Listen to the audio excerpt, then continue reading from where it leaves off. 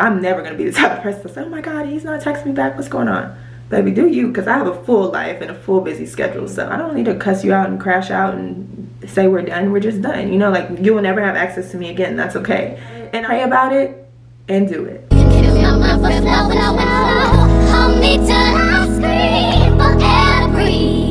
Hey you guys, welcome back to my channel. My name is TO HART and I'm doing a very special video today because it is my 24th birthday. Woo. Yes, it's my birthday and I'm sitting up here talking to y'all. That's dedication. I'm just kidding. I love talking to you guys. This brings me an immense amount of joy. Reaching people, especially women, whether that's for empowerment, entertainment, education, literally anything that I can do, like sharing my life, sharing my journey, sharing little tidbits of lessons that I've learned. I absolutely love it. I'm here for it, so let's go. Today, I want to do a little heart to heart. See what I did there? TO HART.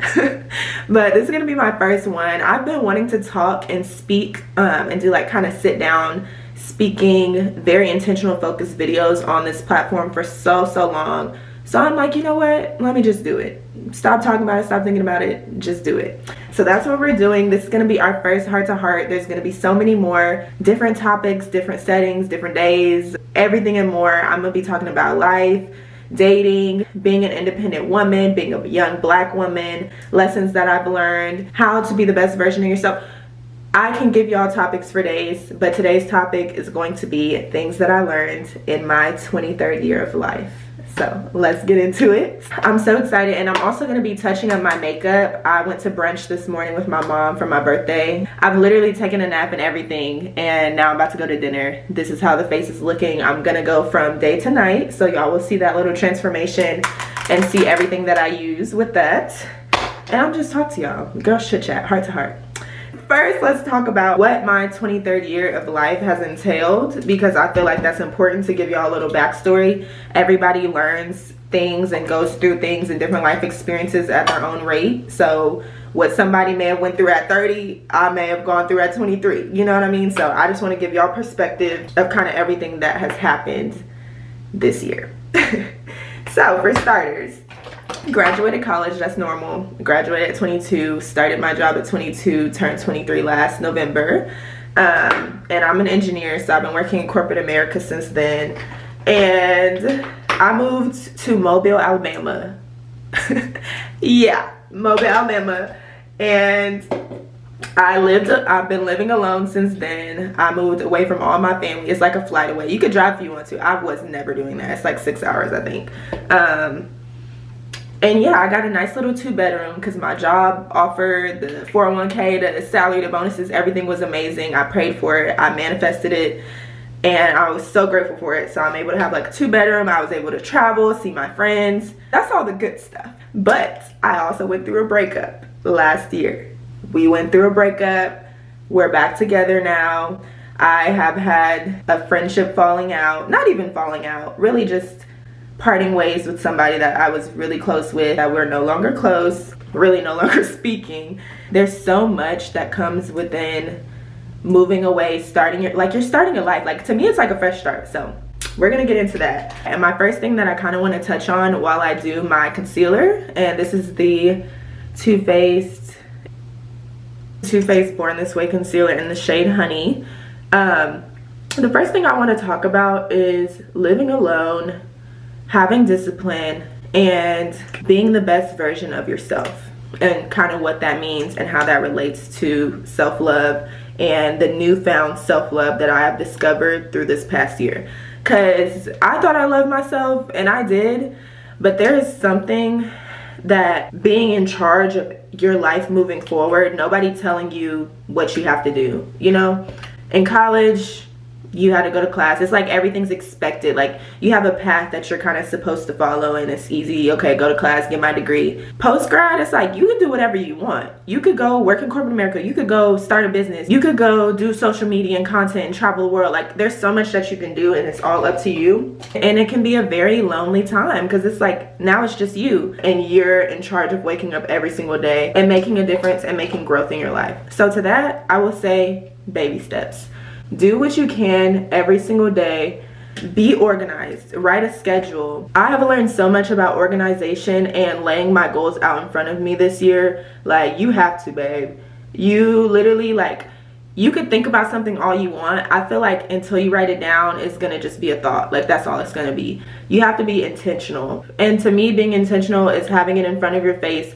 And I'm not saying you have to physically write it down, but it needs to be somewhere in your notes, in your, like, literally everything that you want to do moving forward. Write it down. Like, have it somewhere to where you can refer back to it. And I'm not talking about the things that is a given, like get up and go to work. I'm talking about, okay, outside of this, what do you want to do? What are your goals? How do you want to make money? And write it down, refer back to it, and stick to it, and do a little bit each day. Like, I was kind of such in an all or nothing mindset that I had to get out of. Like, let's say when it came to eating healthy, I was supposed to be eating healthy that day, be on a special diet. In the morning, I go to work, they got donuts. Me to me is like, all right, oh well, that's it for that day. Like, screw it, I ate my donuts. I ain't even gonna go to the gym. I'm gonna just go home and relax, and I'll just start again tomorrow. No, babe. I had to get out of that starting again tomorrow and just do it now. Like, why not? It's a Tuesday, you're trying to start on Monday. Why not start on Tuesday? You know what I mean? Like, what's the harm in just starting? I think starting is the hardest part. And I think that also goes into the notion of, like, it's okay to not be perfect. You know what I mean? Like, just start it. If you have a slip up, who cares? Do better the next time. Like, I used to sit and literally think myself into oblivion on a task or on something that I wanted to do, whether that was starting content. I'd be like, okay, well, I want to be this type of content creator, and I want to post this, and I want to post that. And I would just think about it, and never actually start posting the content. It would take me a week to post one thing because I'm sitting here thinking about it. Pray about it and do it. And I know that's easier said than done, but the way to make sure that you do something, you have to treat it as a non-negotiable. Like, that's literally the only way you're gonna get it done. Like, and I know y'all have probably heard that before when it comes to, like, going to the gym. Like, treat it like an appointment. Like, you don't have an option to go, you need to go. But you have to do that with every aspect of your life. Whatever your goals, whatever your aspirations are, set a day, set a time, however stringent you need it to be. If you're good with being like, okay, I could start this on Monday, I could do this, knock this out on Monday, then do that. If you know that you need to set a specific time, Monday at 4 p.m., then do that. You know what I mean? Like, know yourself and set the goals according to how you operate, and just do it. Like, train your brain to be disappointed if you don't get it done. And tying this back into self-love, once you are showing up for yourself, making happen, doing everything that you say you're gonna do, you will start to fall in love even more with that woman. What's not to love about a woman who's showing up for herself, has discipline, is ambitious, and is doing stuff and making shit happen? Like, what is not to love? You know what I mean? Like, and I truly feel like, yeah, you can have self-love, but you're gonna continue to fight to have it. It's gonna be like a struggle to maintain that self-love if you're not the best version of yourself. And showing up for yourself makes you the best version of yourself. I feel like I've always been confident, but I feel like it's so different now. It's something that I can't really explain, a level that I've tapped into of self-love that is so unwavering. I promise you, it came from being the best version of myself, or at least striving to be. And that's in all aspects, like your appearance, you know, like how you're talking to people, how you're treating people. Like, I feel so good about myself because of how I'm treating others, you know what I mean? And like how I'm using my resources, how I'm helping others, how I'm speaking to others, like, you know, the kindness I'm displaying, the person that I am within. And also appearance-wise, like, it sounds superficial, but look good, feel good is such a real thing. And that's not meaning you have to be perfect on your 10s and, you know, you have to go alter your appearance and do all these things to make yourself beautiful. Like, just show up for yourself. Like, wake up, do your hair, put on a little lash, but everybody doesn't do that. But, you know, just look put together wherever you go. And I think something that has helped me, something that I even did in college as a freshman. Oops, sorry, this is actually the Rare Beauty blush in the shade Grace. I love it. Something that I did in college, even as a freshman, was I would literally leave volleyball practice, because I played volleyball in college, and go home, shower. I'm not taking a nap. I would have like an hour and a half between practice and class. Shower, get ready for the day, pick out my outfit, take my time, listen to music, and show up to class to the T. And people always be like, Kim, oh my God, how do you have the energy? I just do it. Like, you just force yourself to look good, feel good. I felt good every single day. And that's not to say every day I was doing a full face of makeup. Like, do a little bit, you know what I mean? Like, even if you don't have the energy that day, do something, you know, like. And even, I know finances and everybody's finances are different. Some people may not be able to afford to go get their nails done, go get their hair done.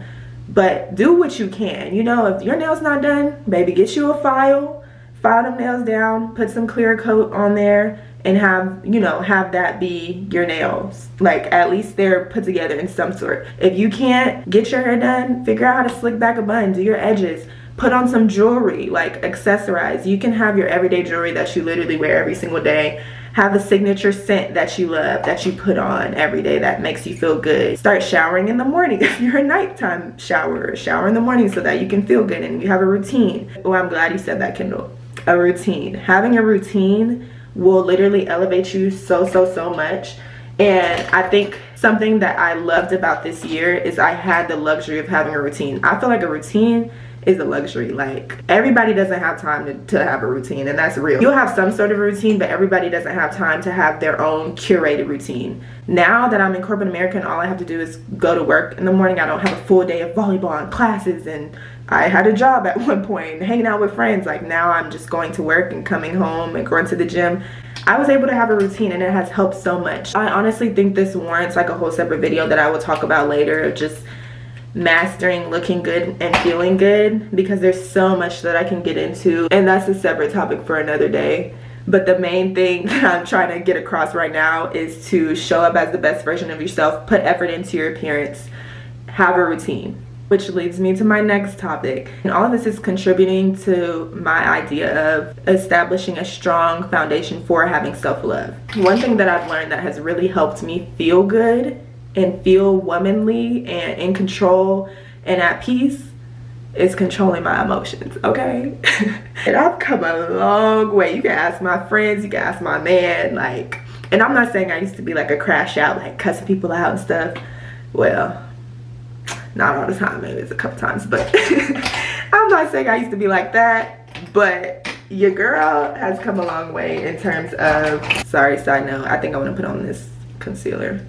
But I've come a long way in terms of how I feel and mastering them. And when I say control your emotions, that's not saying let people walk all over you and, you know, don't say nothing to nobody and just sit there like a little stupid bird duck and just let people talk to you crazy. That's not what I'm saying at all. I'm saying that everything does not need a reaction.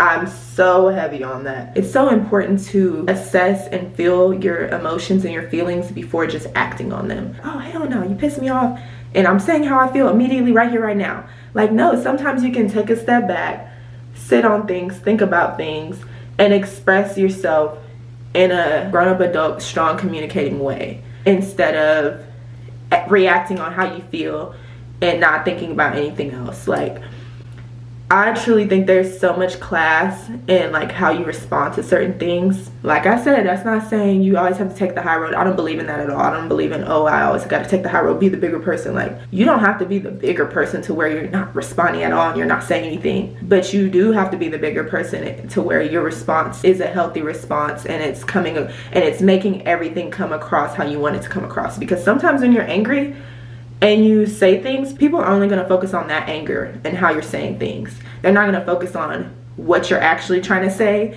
why you're actually upset. They're just going to focus on you being upset. They're not going to focus on why and how we can resolve it. So you kind of have to demand that in how you're responding. What is me crashing out, cussing this person out, raising my voice, getting out of character? What is that going to do for me? And let me tell you guys a little story. Let's spice it up. Keep that question in mind, because I'm going to ask myself that question throughout this story. So I'm talking to this guy. We've been talking for like 2 months. He's in the medical field. He's going to be a doctor. And he was taking like a really important test. And so he told me basically, and that's a whole another thing to get into, but I'm just telling y'all the details. He told me basically that he needed to study for this test. If you're in the medical field, it's called step 2. So he was taking step 2. I need to study. I really want to see you, but I'm not going to be able to see you as much because I have this really big test. I'm like, okay, cool. you know, like at this time I wasn't trying to be locked down, talk to anybody. I'm just vibing, and I kind of take things for how they come. Like, okay, I can take a step back and let you study your test, but you know, I'm putting that in my back pocket like, okay. So he's studying for his test, and you know, I'm living my life. I'm never gonna be the type of person to say, oh my god, he's not texting me back, what's going on? Baby, do you, because I have a full life and a full busy schedule. So anyways, he's studying for his test. I really didn't see him for that whole month. He's supposed to be so busy, so locked in. We're still talking. Like, that was, you know, somebody that I cared about, and somebody that was telling me they wanted to make progress towards being together, and you know, they were taking me serious. I'm like, okay, cool. So at the end of his little study period, his test got pushed back. I was about to leave town that day. So he was like, I have a few extra days I really want to see before you leave town. Cool. So we're in the car, we're going to brunch, everything's cool. You know, I'm playing it because I haven't seen him in like a month. So we're in the car. He gets a call. He has one of those, like, I don't know, I'm not good with cars, but he has one of those cars that like whoever's calling you pops up on there in big letters, their contact pictures up there, everything. And it says Sarah Baby with a heart, and like, what else did it say? And it had a picture of her. So I'm mid telling him a story about something, and the call comes through. Now the old Kindle would have flipped. I would have wanted to tell y'all what the old Kindle would have did. I'm gonna just tell y'all what the new Kindle did. So I didn't even pause in my story. I looked at the screen. I looked at him. Ooh, he looked so nervous. I wish I had a shirt with his face on it, how he looked.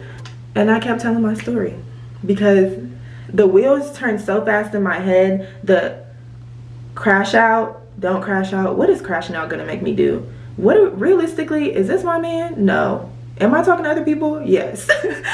What is me crashing out about this gonna do? Like, this is something that I just need to put in my back pocket, you know, control my emotions and move on. And the next time this happens, you know, I'm gonna act accordingly. What's me crashing out gonna do? Like, I see what I need to see. I think the problem was he acted like he was so busy, but clearly he was making other connections. So I think that was the issue I had. But I was like, let me just take a step back and assess and carry on about my day, you know? So girl, I didn't say nothing. We had a great little date. And then 2 weeks later, it was like 2 p.m. Texted him. I didn't hear back from him until 12 p.m. I'm like, okay, cool. The old Kindle would have crashed out, yelled at him for not texting me, had an argument. I said, I don't appreciate, like, that's not what I require. Like, you need to at least be communicating with me or have a start and a close to our day. Don't go hours, like basically a whole day without texting me back. Like, you went from 2 p.m. to 12 p.m. the next day. That's not okay. And he was like, yeah, you're right, that's not too much. I said it very eloquently, like, once again, controlling my emotions. The next time, a week later, he did the same thing. I haven't talked to that man since. And I liked him, like, really did. I promise you, I have not talked to that man since, because it's about controlling your emotions and reacting with how you want to react. And when I say control your emotions, that also comes with, like, not letting your emotions get too invested in things that they shouldn't be. Just controlling them in all aspects. Like, when I saw that, I didn't crash out. That's controlling my emotions. I said, okay, let me take a step back, because clearly, you know, other stuff is happening here, and let me just observe. And if he wants me, if it's gonna work out, it's gonna work out. Controlling my emotions. The third time, he did the same thing. I don't need to cuss you out and crash out and say we're done. We're just done. You know, like, you will never have access to me again. That's okay. And I'm completely at peace with that. You know what I mean? Like, I'm sure by this point he's reached out a few times, but I'm sure he's moved on. I've moved on. And yeah, it's good. Like, my emotions never got too vested in that situation, because I looked at everything for what they were. There's so many other situations that I can explain to why controlling your emotions is important and it's needed for your self-preservation. Like, to me, that helped me because I was not angry. I was not filled with rage. I had a great, amazing date. I had a great time, great talks to getting to know him. Like, it was cool. now we don't talk. That's okay. You know what I mean?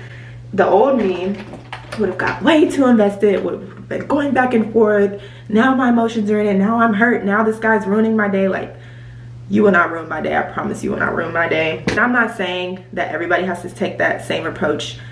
Not every situation warrants that same approach, but you kind of just have to be realistic and kind of rein it in and reel yourself down sometimes and think about if it's worth giving your energy to. And that's a situation that I felt like wasn't worth getting me upset or giving my energy to. Like, I can see it for what it is and I can act accordingly, and that's it. And that also segues into my next topic that I've learned this year, that I've learned really in my 20s as well, which is you set the standard for how you want to be treated.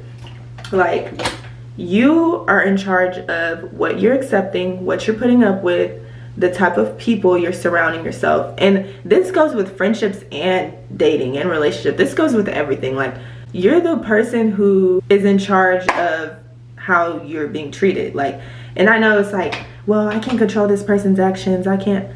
You can control what you accept, and people are going to treat you how you allow them to treat you. So that's with, whether it's with dating, whether it's with friendships, whether it's with coworkers. Like, you literally, sometimes you have to demand your respect and set that standard for how they're going to treat you moving forward. When I got into corporate America, I already knew there's might be some preconceived notions. Young black woman, so that's minority, triple homicide, you know, young black and a woman.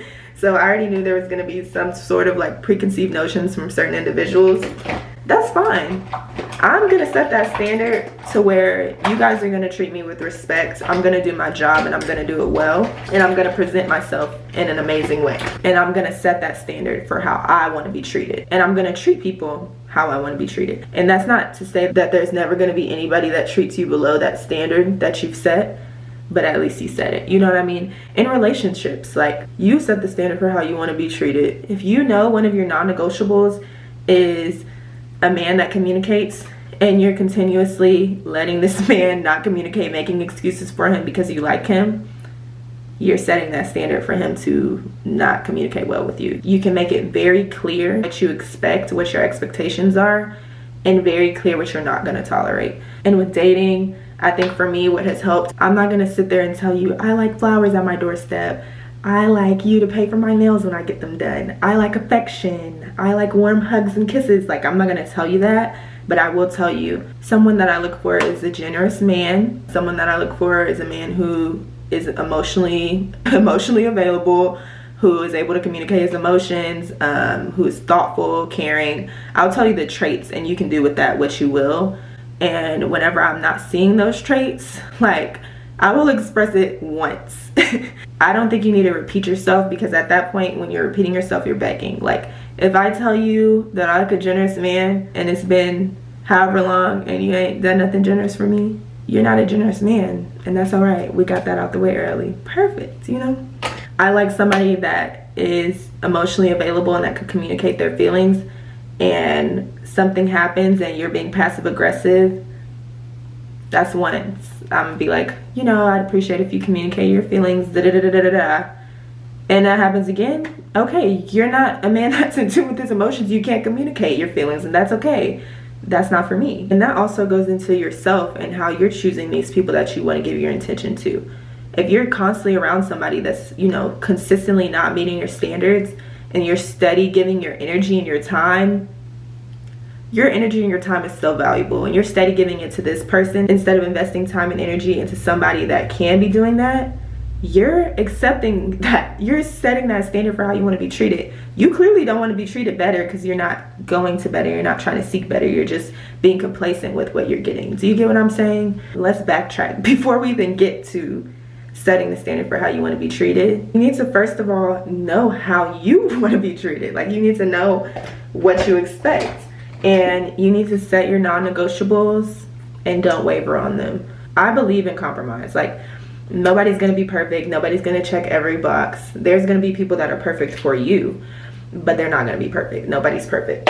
Now there's people that are closer than others, but nobody's perfect. And I think it's so important to know your non-negotiables because everybody's different. You can compromise on certain things, on the little things. Do not compromise on the big things. If this is something that is a non-negotiable, big for you, don't make excuses for that man. Don't compromise on that. Like, you know what I mean? Don't make excuses for your friend. Don't compromise on that.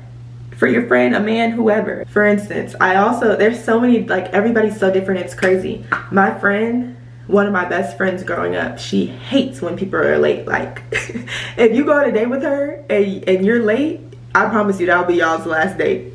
And she don't play, she want a tight ship.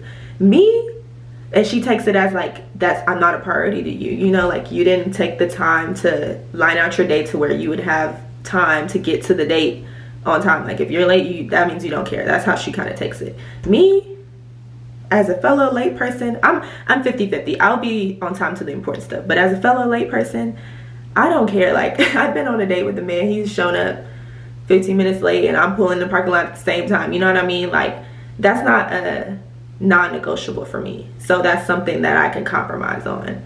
Her, that's a non-negotiable for her. Like, she thinks that, like, she views that as you disrespecting her, playing with her time. That's fine. She would not compromise on that man being late 15 minutes. I would, you know? So you just have to find what's important to you.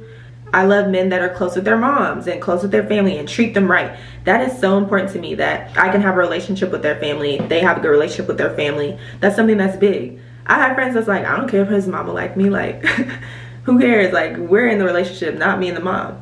Respect, I get it. That's not your non-negotiable. You know what I mean? So figure out what you like, the traits that you want to see, and demand that. So yes, as I navigate into this next chapter of being 24, I'm excited to learn more about myself. I'm just really excited to see all that this beautiful next year has to offer. I'm so grateful for God and just him bringing me this far and giving me another year. Like, seriously, that's something that I'm always big on every birthday, is just thanking him and just looking back on the year and all of the blessings that he's given me and all of the wisdom and discernment and the lessons and just all of the takeaways from this past year. I cannot wait to do this again next year and have full circle moments. Thank you for the first heart to heart. There will be many, many more. Thank you guys for watching. I hope that you guys learned so much about your routine, living alone, mastering your emotions, and setting the standard for how you want to be treated, self-love, all of the above. If you do have a particular topic that you just love, that you want to hear more of, a story time, an example, let me know in the comments and I can definitely touch on that in the next heart to heart. Love you.